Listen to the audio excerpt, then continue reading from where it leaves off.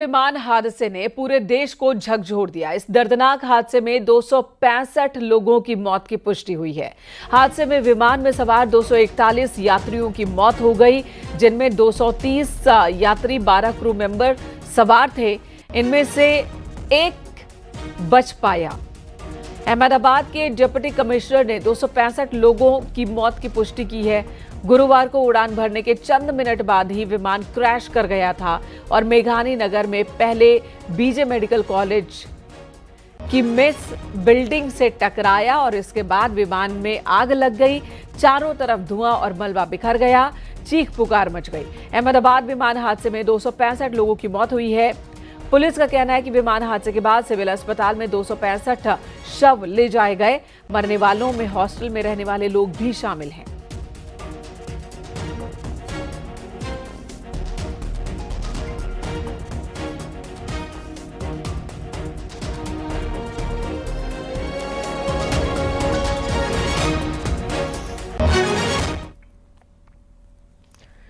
आज पीएम मोदी अहमदाबाद जाएंगे। पीएम मोदी सुबह 8:30 बजे अहमदाबाद पहुंचेंगे। अहमदाबाद में हादसे के बाद के हालातों का जायजा लेंगे।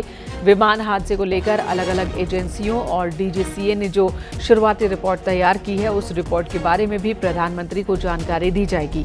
ये ब्रीफिंग होगी इस रिपोर्ट को लेकर।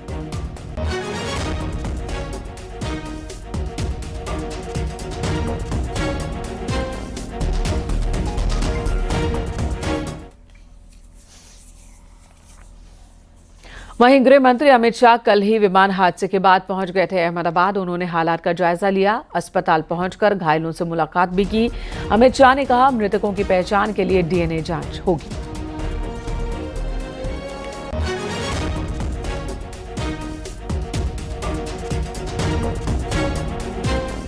गुजरात में ही लगभग 1000 के आसपास डीएनए टेस्ट करने पड़ेंगे।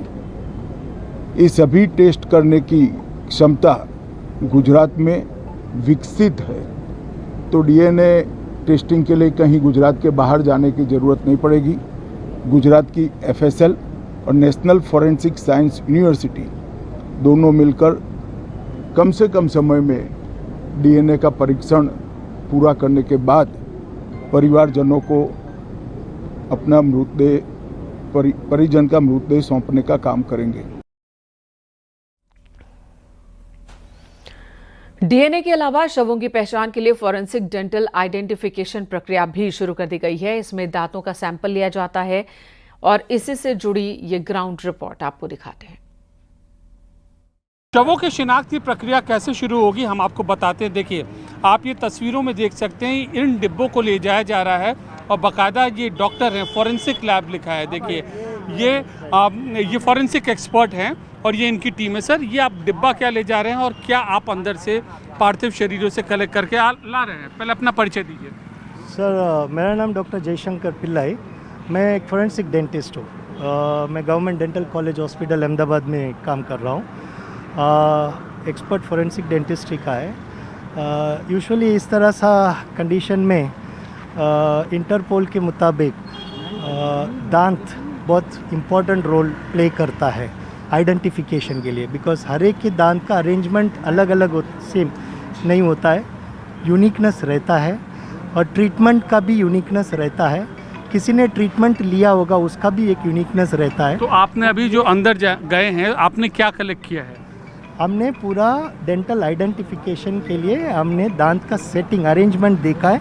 ये इंटरपोल के गाइडलाइंस के मुताबिक हमें इस पे एंटर करना पड़ता है, कितने दांत थे और उस दांत में क्या क्या चीज़ है। और अगर एंटीमॉर्टम रिकॉर्ड मिल जाता है, बिकॉज डेंटल ट्रीटमेंट कभी किए होंगे तो उन डेंटिस्ट के पास से तो वो रिकॉर्ड्स मिल सकता है हमें, तो then we do a comparison. ये इंटरपोल का गाइडलाइंस है। तो आपने अभी तक हम गाइडलाइंस के हिसाब से हम कंपैरिजन करेंगे तो पॉजिटिव आइडेंटिफिकेशन होने का चांसेस रहता है। ये बताइए, अभी तक आपने कोई सैंपल इकट्ठा किया है? हाँ, हम लोगों ने टीथ का सैंपल इकट्ठा किया, वो डीएनए के लिए। वो डीएनए का सैंपल्स है, वो टूथ सैंपल्स डीएनए के लिए वो एफएसएल मेडिकल ऑफिसर्स को हम दे देंगे। तो मेडिकल ऑफिसर जो ऑटोप्सी करता है उनके लिए वो टूथ का सैंपल भी चाहिए होगा डीएनए के लिए। तो वो हम डेंटिस्ट हैं, तो हम उस दांत को निकाल के लास्ट वाला दांत देना पड़ता है, क्योंकि आगे का दांत है ना वो हीट के हिसाब से थोड़ा सा बिगड़ जाता है, तो अंदर से निकालना पड़ता है दांत, तो वो हम डेंटिस्ट अच्छे से निकाल के मेडिकल ऑफिसर आपने